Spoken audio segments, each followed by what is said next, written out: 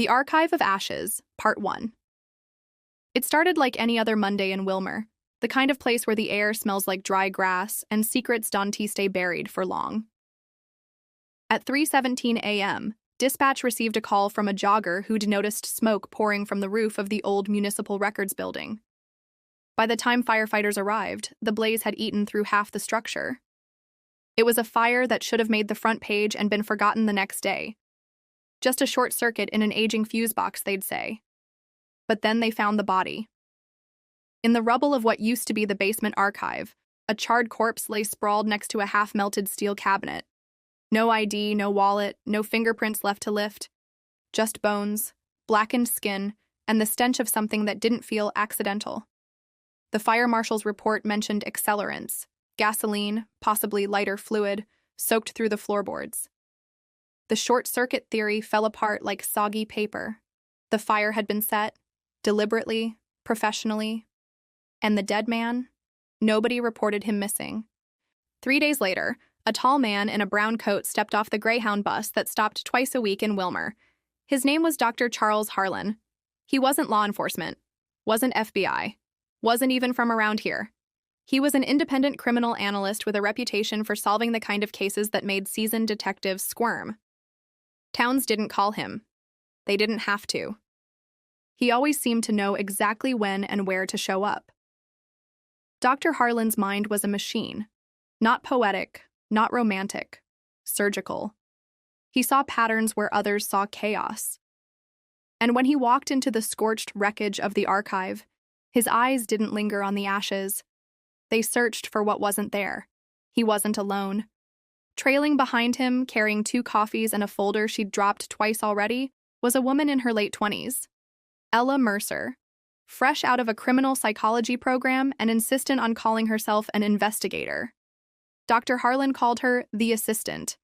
Ella meant well, but her presence in the field was like releasing a kitten onto a chessboard, distracting, unpredictable, and occasionally accidentally brilliant. "Sir, I think this is the wrong building," she said as she stepped into the half-collapsed basement. Harlan didn't look up. "No, this is exactly where we start." Part 2. Wilmer had always been the kind of place where time stood still. The hardware store still sold nails by the pound. The high school football field doubled as a community fairground. And everyone knew everyone, or at least thought they did. But Dr. Harlan wasn't interested in neighborly smiles or polite shrugs. He was interested in contradictions. He began with the fire report. The official story said the victim had broken into the records building in the middle of the night. Supposedly, he was homeless, perhaps looking for shelter.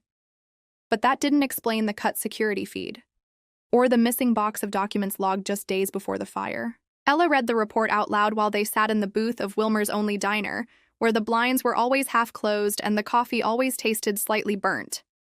"So, he broke into... what? Burn the place down from the inside and die with it?" "No," Harlan said flatly. "He didn't come to destroy the archive. He came for something in it, and someone made sure he never left." Ella frowned. But what could be so important in a town archive? "That's the wrong question," he said. "You should be asking, who had something to lose if that archive survived?" The town clerk was a woman named Janine Carver. 62, rigid posture, thin glasses, and a voice that sounded like she'd spent years scolding children who weren't hers. When they visited her office, she seemed uneasy. Not because of the questions, but because of who was asking them. "I already gave everything to the police," she said, flipping through manila folders with practiced irritation. "There's nothing more I can tell you." Harlan didn't respond right away. He walked the room, looking at the certificates on her wall, the perfectly aligned pens, the untouched notepad on her desk. "You were here the night before the fire," he said. She froze. "How would you—" "Security logs. You used your key card at 6:42 p.m., stayed until 7:19. Why?" Janine licked her lips. "I was organizing some donation receipts. Old business." "Then why did you access the basement archive? Your key card pinged the door." Her silence was the first honest thing she'd said. Ella, ever the helpful assistant, tried to soften the blow. "It's okay, Miss Carver. We just want to know if you saw anything unusual. Janine finally spoke. There was a man, waiting in the lobby when I left. I'd never seen him before. He asked if the archives were digitized. I told him no, we're not funded for that. And what did he say? He said that was a shame. Then he smiled like it was already too late. Part 3. The remnants of the folder Harlan had found, the one labeled Wilmer Housing Commission, 1993-1995, didn't seem important to local authorities. But to him, it was a red flag. Housing appeals? In a fire that conveniently destroyed the only physical records? Harlan and Ella drove out to the Wilmer County Storage Annex, a squat concrete building that smelled like mold and disuse. Inside were boxes stacked floor to ceiling, documents that hadn't been touched in decades. Ella sneezed. We're really going to dig through this? Harlan handed her gloves. Somewhere in here is what someone tried to erase. They worked in silence for an hour. Harlan moved methodically, Ella less so. She dropped a box, cursed, and chased papers across the concrete floor. One sheet caught Harlan's eye, not because it was useful, but because it was out of place. It was a photocopy of a death certificate. The name, Judith Ramos, died in 1994, listed address 318 Fairmont Street. Does that address still exist? He asked Ella. She checked her phone. It's a vacant lot now, torn down 5 years ago, but it used to be Section 9 housing. Harlan stared at the certificate. Judith Ramos had filed a housing appeal 3 weeks before her death. And that, he thought, was no coincidence. They drove to Fairmont Street just before dusk. The lot where Judith Ramos once lived was now overgrown, fenced off by rusted wire. Nothing suggested anyone had been there in years. Ella climbed over the fence, ignoring Harlan's caution. Don't, he said too late. She stepped on a buried section of wood, snapped it, and fell through. It wasn't deep, just enough to scrape her arm and land her in what looked like a forgotten crawl space. Harlan reached down and helped her out, but not before spotting what had broken her fall. A rusted lockbox, half rotted through. Inside, water-damaged papers, photographs, and a cassette tape in a plastic bag. The photos showed buildings, dilapidated, unsafe housing units. Black mold, collapsed ceilings. Notes were scrawled on the back of each one. Filed, ignored, denied. Harlan flipped through them slowly. Judith Ramos hadn't just filed a complaint. She'd documented a pattern. She'd known something was wrong. And someone had made sure she was silenced. Part 4. Back in their rented office above the Wilmer Bakery, Harlan sat in silence, studying the contents of the lockbox. The cassette tape was labeled in shaky handwriting, Meeting 3B, April 17, 1994.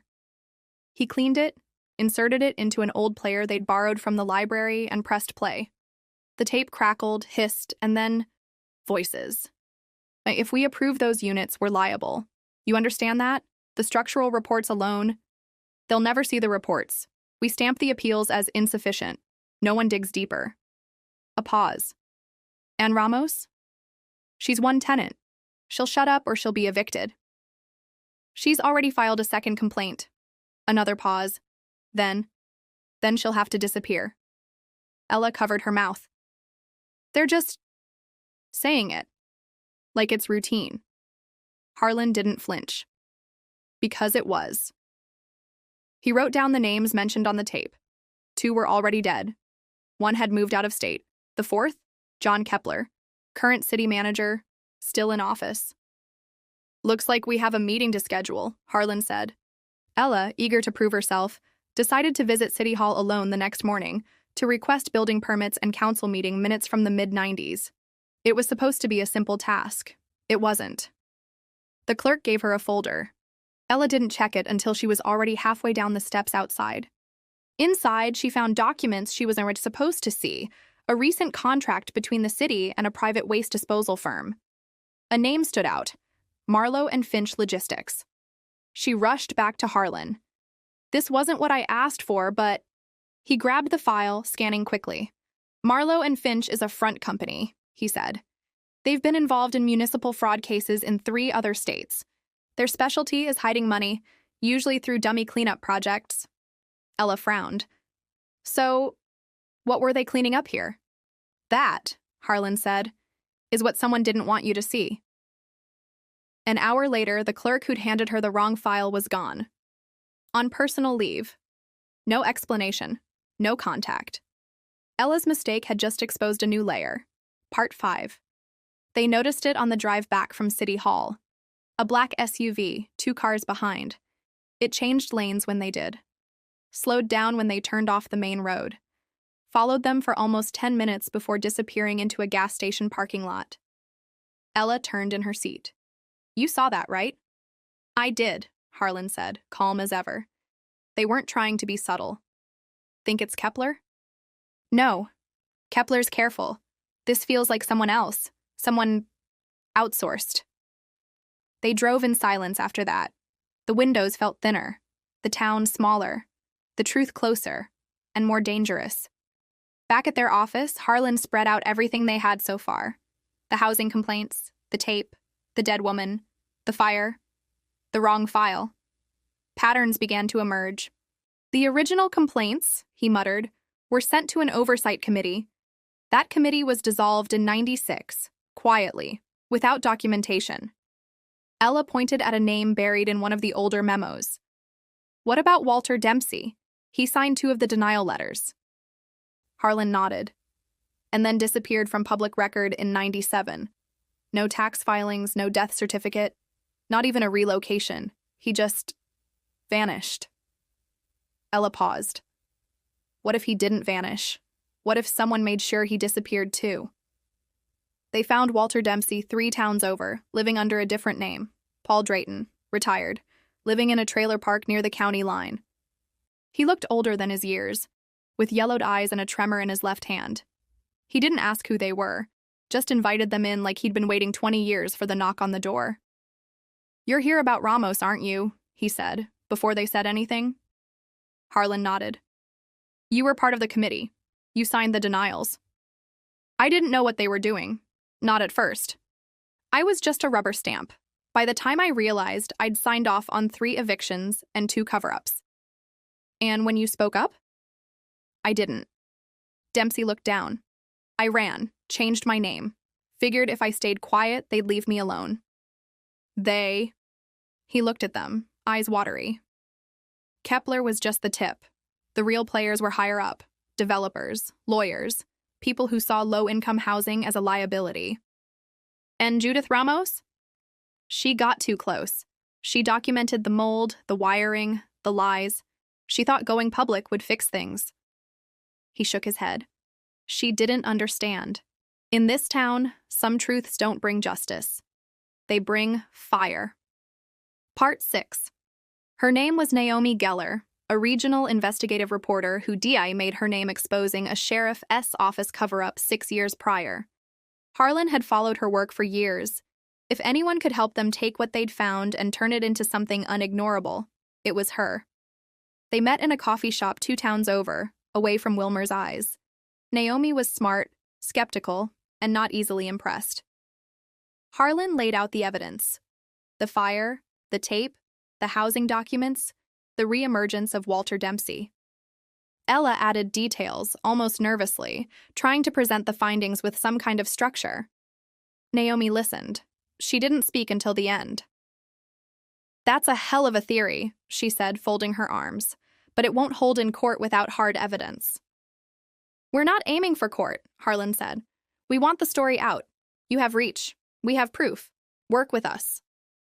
Naomi tapped her fingers on her notebook. I want to help. I do. But one wrong name, one bad scan, and they sue me into the next century. I need something irrefutable. You'll have it, Harlan replied. We're close. That night, someone broke into their office. Nothing was taken. Not officially. But the lock on the cabinet where the tape was stored had been snapped clean. The copy was gone. Ella paced the room. Naomi? No, Harlan said. She's cautious. This was targeted. Efficient. Someone knew exactly what they needed. They checked the other files. Most were untouched, except for one thing. The original complaint form from Judith Ramos, the first document that linked her directly to the appeal process, was missing. They're watching us, Ella said. They were watching the moment we got off the bus, Harlan replied, but now they're nervous. The phone rang. No caller ID. A voice disguised and cold.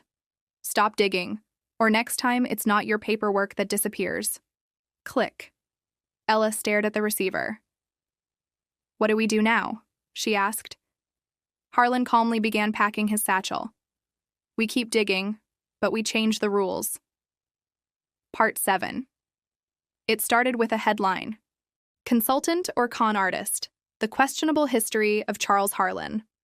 The article dropped like a hammer, published through a local blog run by a concerned citizen and shared by 3 Wilmer Facebook pages within an hour.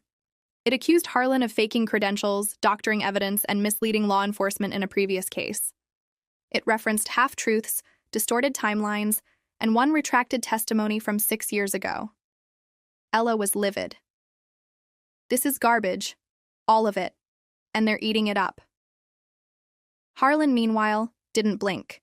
He sat at the table, sipping black coffee and calmly circling names on a photocopy of city council members. They're not trying to ruin me, he said. They're trying to ruin the story. Discredit the source and the evidence becomes noise. Can we fight it? We don't fight it. We sidestep it. Ella nodded, though it was clear she didn't yet understand what that meant. But she tried. She remembered a name from the old documents. Arthur Beecham, former Deputy Commissioner of Zoning. She tracked down an old email address, composed a message requesting an interview, and hit send. Except she'd made a typo. She'd sent it to Arthur Beecham, not Beecham. Wrong man. Or so she thought.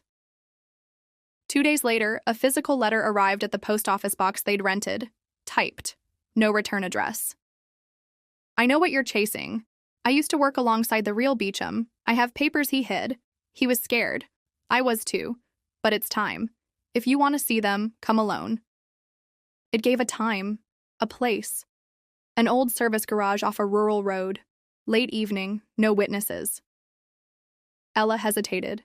She didn't tell Harlan. She wanted to fix her mistake. She went alone. Part 8. The garage was exactly what she expected, and worse. It stood like a forgotten skeleton off an old rural road, half swallowed by weeds and rust. The windows were blacked out, and the only light came from a dying security lamp hanging above the bay door. Ella parked, double-checked the letter, and stepped inside. Hello? She called. A man stepped from behind a car lift. Mid-60s. Wire thin. Nervous fingers. Face like a man who hadn't slept in years. You came, he said. Didn't think you would. You're Arthur Beecham? She asked. No. My name's Lloyd Avery. I was a records consultant. I worked under Beecham during the rezoning reviews. I saw things, he told me things. Ella lowered her voice. Why now? He gestured to a stack of papers in an old metal toolbox. I've been sitting on these since 1995. I kept them because I didn't trust anyone, but now you're poking around, and people are dying again. She opened the box. Inside were payment records, handwritten notes, housing inspection falsifications, and, most damning, a direct transfer receipt from Marlowe and Finch Logistics to a numbered account traced to Kepler AS office. You kept these all these years? I wasn't brave, Lloyd said. I was just scared, and when Beecham disappeared in '97, I figured I'd be next. Ella nodded slowly. This is what we need. He handed her an envelope. Take it, but be smart. You're not fighting a man. You're fighting a machine. Then, a noise, a creak behind the garage.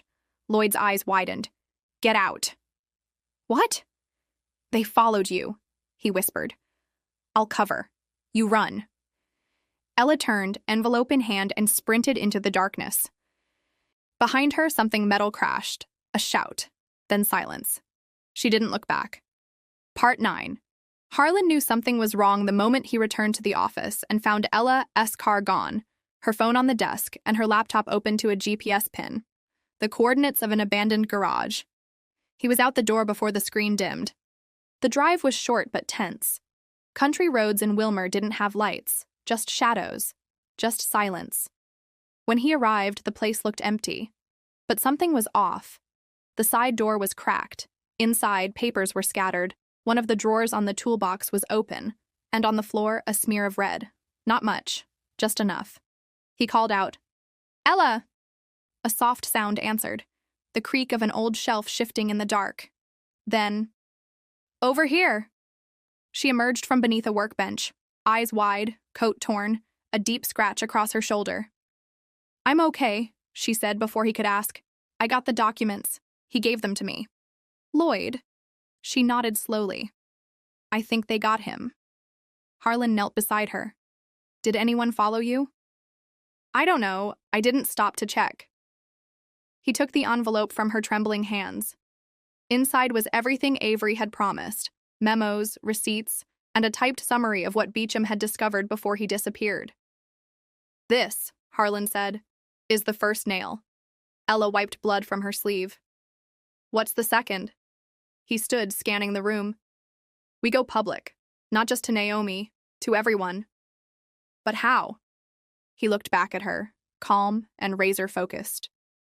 "We flood the airwaves." Part 10.